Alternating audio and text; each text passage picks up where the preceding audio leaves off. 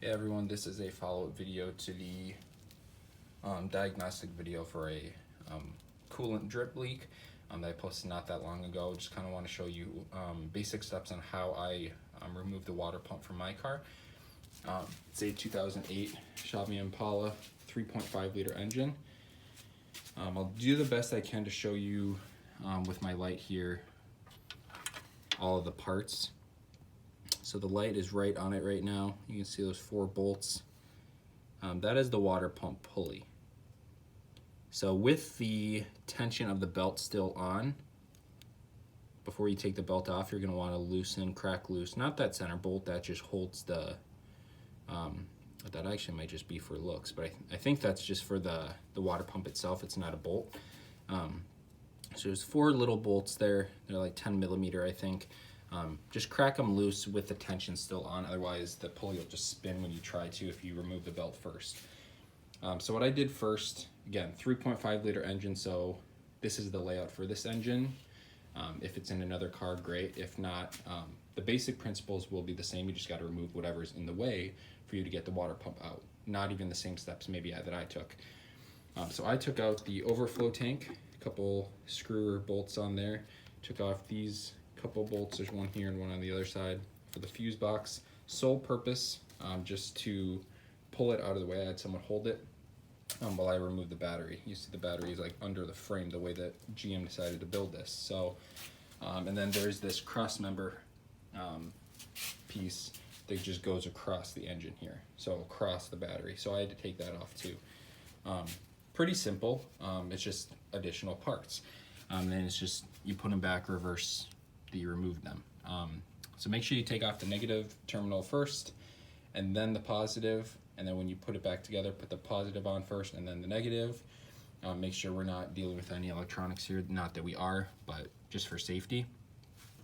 So once you diagnose that the water pump is your issue, you can start on this. There is a little bolt right there. Not sure if you can see it. My light is right on it right now. But what that does is it just holds this hose in. So I took that off just because it was hard getting the serpentine belt off with it there. There's also 9 things on this engine that the serpentine belt goes around, so it makes it easier, a little bit easier, I guess, to put it back on when you're done. So yeah, basically that's all I had to do. There's a little bolt there at the bottom that holds the battery in. Take that off. Like I said, battery out, fuse box to pull out, and the overflow tank. I did actually replace this filler neck as well.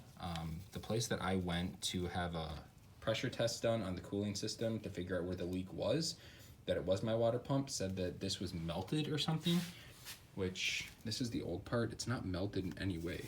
Like, the inside is crusty, but it's not melted. And he said, oh, it's a plastic part, it's melted. Well, before I ordered my parts on Rock Auto, again, it was a $5 part, Rock Auto, and I went to Honest One, Auto Care. Neither of them are sponsoring this video. I've just found them to be pretty good at being honest with me, like their name. So to remove this, if you'd like to, it's 1 bolt there, 1 bolt there, pretty simple. And then, let's see here, what else did I do? Other than that, you want to make sure that the kit or the water pump you get comes with a gasket. So mine that I got was not metal, so I'm hoping that serves me well. But you can clearly see where this broke. So when this sits in the engine, this is the top of the engine, or this is the top of the pump. It's got 3 bolts on the left side, and then 2 on the right. So it broke right there. And then obviously gravity, it just dripped down. I could not see for the life of me when I laid down under the car with the plastic and everything where it was dripping. So I ended up paying the $96 to get just the pressure test done. If you can find it cheaper, definitely go with that, and then just let them know like you don't want any repairs done because you're going to do this yourself. But yeah, other than that, it's pretty much reverse of removal. Like I said, just put all the parts back on, keep track of all your bolts. One thing that I did find when they did the pressure test, I didn't see them do this, and obviously I've taken the cap off to refill the coolant before, but they said that the whole thing just fell apart. This is the old cap. You can see how crusted out and rusted that piece is. So I just got a new cap as well. They said it would have to be replaced. So I said, okay, what the heck? So kind of unfortunate, but I don't know if they were really being honest with me there, but I'm going to choose to believe they were. One other piece that I did take off is this top pulley right here. It is just called an idler pulley. It just has that one single bolt in the center. Take it off. Just gives you way better access when you're getting your hands down there.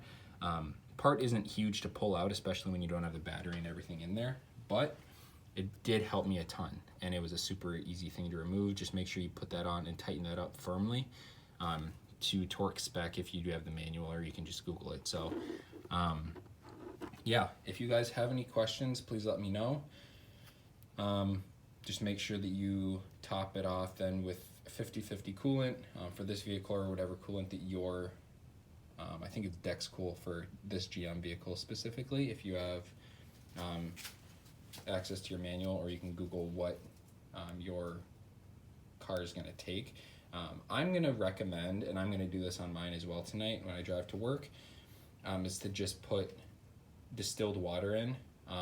That way it won't rust out your system. You're not wasting a bunch of money on coolant if the leak does persist. So I'm going to drive to work tonight, park the car.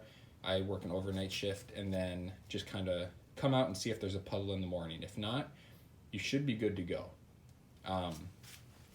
And then if you really wanted to, you can go an extra step, and there's some dyes that you can put in your cooling system.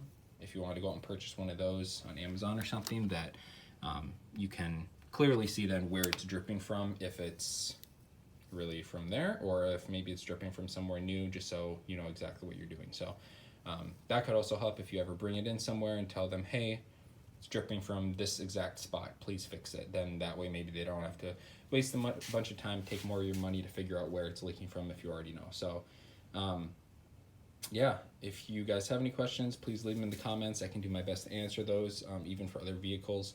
Then I would recommend having someone help you out. Just hold the Serpentine belt with tension when you put it back together, just because, like I said, there's 9 different pulleys that it needs to go over, and it can be really hectic if you don't have someone to have that tension pulled while you put it over each one. So hope this video helped someone out. Let me know in the comments if you have any questions. Until next time.